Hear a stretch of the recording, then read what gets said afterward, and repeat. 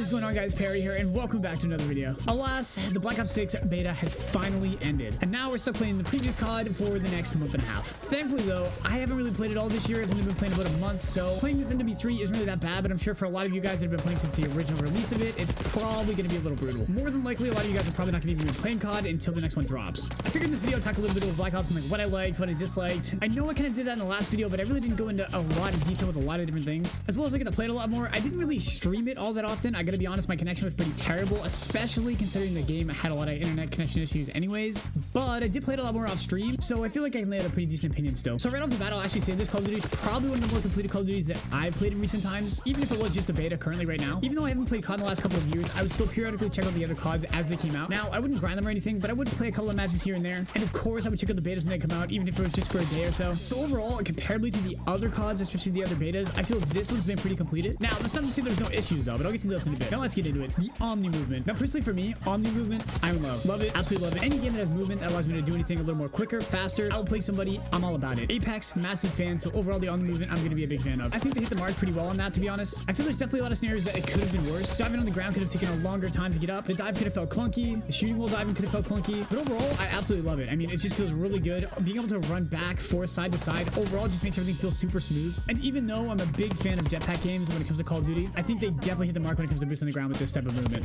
As for people that aren't really fans of like fast moving games, you're probably not going to be a fan of it, but you don't really need to actually play to utilize it anyways. There's tons of people that I've actually seen. I think Nick Merckx is one of them, where he wasn't even using the Omni movement and was still able to slay out and get a lot of kills anyway. So it seems regardless of how you want to play, you're still able to do really well in the game. Not to mention with the Omni movement, I feel competitive is going to be insanely sick to watch this year. I was one of the people back in the day that loved AW for competitive simply because of the uplink. I thought it was sick to watch. It was so awesome. I felt it was so hyped. There was so much going on. The pros were able to outplay each other with the movement. It just brought so much to the game. And with Omni movement, I feel it puts us in that direction. The time to kill, honestly, I don't even feel it was that bad this COD. I honestly think it's probably in the best spot it could be right now. There was definitely a lot of moments that felt like the kills didn't make sense, where like it felt like you were shooting longer than you were supposed to, or like things weren't happening when you were shooting them. But overall, I think that was just due to the connection, because I know the game was having a lot of connection issues, so I think that was mostly due to that, not because of the time to kill. I also just realized after watching this back that I feel like I'm talking quite a bit fast in some of these, so let me try to slow it down a little bit. The footsteps. Now honestly, I'm someone who plays with my headset pretty much full max, full blast all the time whenever I'm doing music, games, everything. And it's not that I'd say that the footsteps are bad, but I did feel that they were a little bit inconsistent. Sometimes you're able to hear them, sometimes you're not. But at the same time, when I did hear them, I did feel that they were loud enough. I know for me personally, I don't have them overbearing to where like that's all I hear. But at the same time, I do want to notice them, so I'm kind of in like a weird spot here. So I would say overall, like they're good when you can hear them, but then when you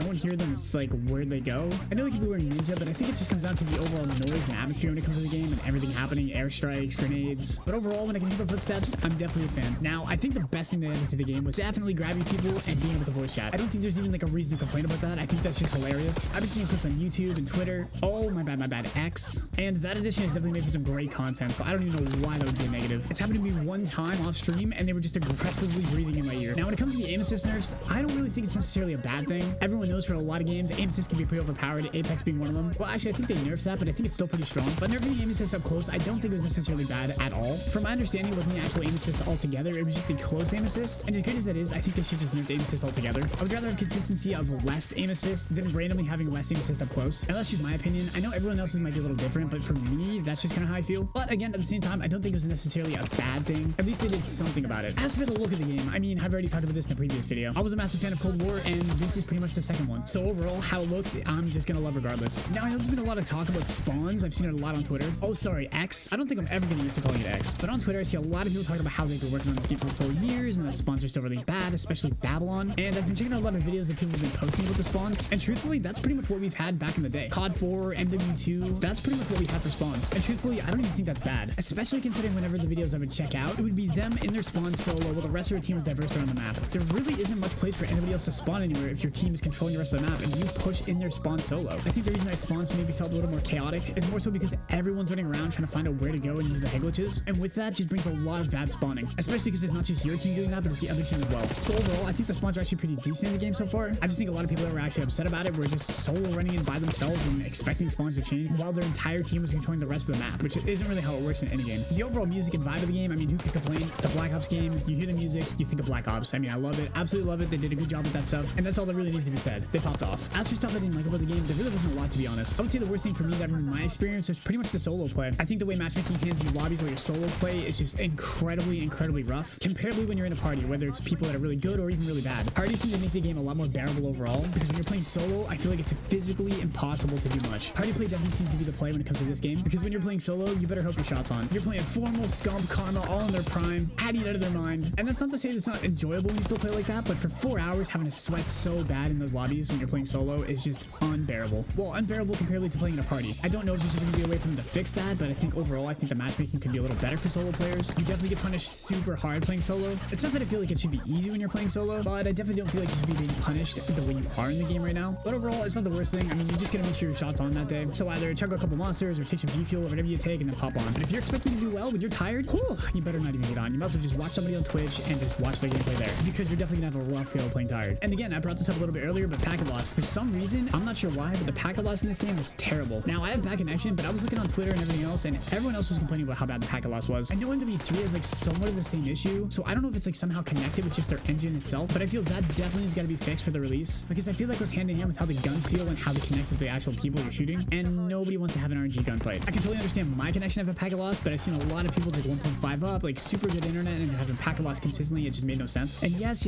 I totally get it's a beta, but I'm hoping they fix it for the release at least. I could sit here and complain about the guns being overpowered a little bit as well, but at the end of the day, they did nerf some of them for the second beta, so I feel they're going to be pretty on top of those things when the game actually releases anyways. And let's be honest, realistically, there's always going to be a gun that's super overpowered compared to everything else until they change the meta. But overall, I thought the game was actually really good. I'm actually quite excited for October. It was definitely a bummer I wasn't able to stream as much as I wanted to. I mean, the connection was just terrible. It's just not as fun playing a game when you're kind of like lagging a little bit or like your bullets aren't connecting. So that's kind of why I played it so much off stream. It was definitely a lot more enjoyable off stream. I'm hoping that we have better connection upon release. Anyways, guys, those are my thoughts on Black Ops 6. Let me know what you guys thought about the beta, what you guys agree, disagree with, what maps you felt were fun. Which surprisingly, mine was Scud, just because the chopper gun was able to do so much on that map, which we were able to use it. Thanks for checking out the video, and I'll see you guys on the next one. Bye-bye.